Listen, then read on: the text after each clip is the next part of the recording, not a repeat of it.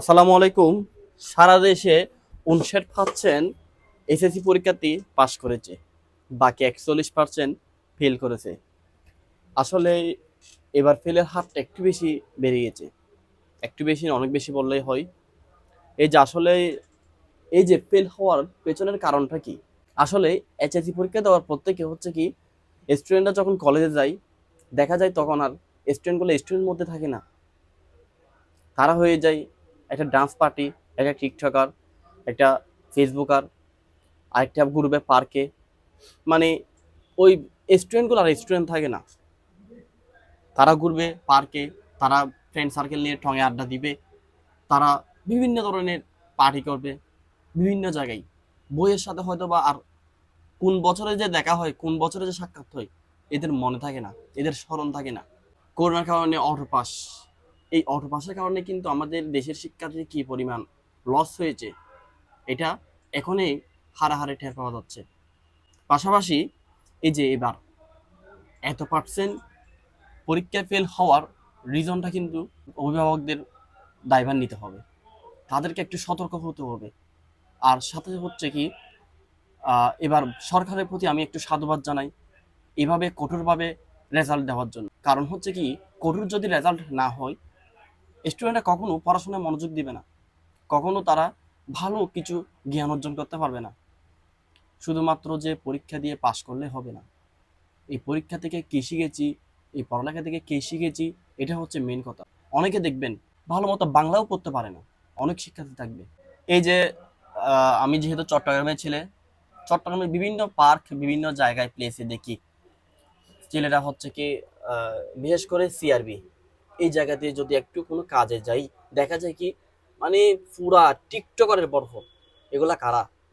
এগুলো ওই যে কলেজের ব্যাগ নিয়ে কলেজে না গিয়ে ওই সিআরবিতে আড্ডা মারে, কেউ গার্লফ্রেন্ড নিয়ে মারে, কেউ বন্ধু বান্ধব নিয়ে, কেউ হাতে সিগারেট নিয়ে, কেউ মানে এক একজন এক একভাবে আসলে আড্ডায় এভাবে যে নিজেদের কেরিয়ারকে নষ্ট করে ফেলতেছে, নিজেদের পড়ালেখার ক্ষতি করতেছে, এটার কোনোভাবেই খবর রাখে না।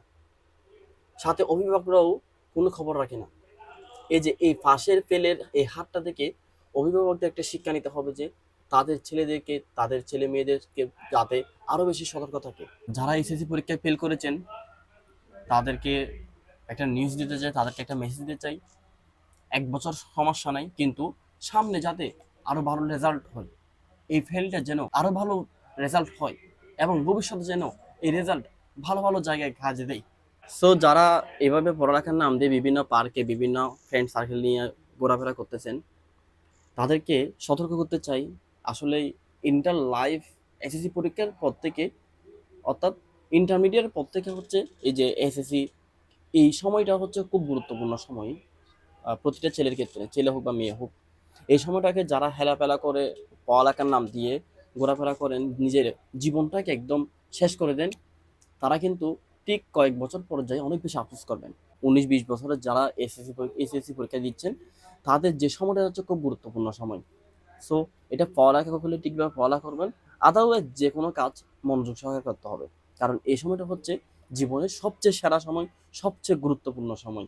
এই ঠিক কয়েক বছরের কাজকে, এই ঠিক কয়েক বছরের পরিশ্রমকে, এই ঠিক কয়েক বছরের চেষ্টাকে বোঝা দিবে আপনি আগামী কয়েক বছর পর কোন জায়গায় যাচ্ছেন, কোন পরিস্থিতি যাচ্ছেন।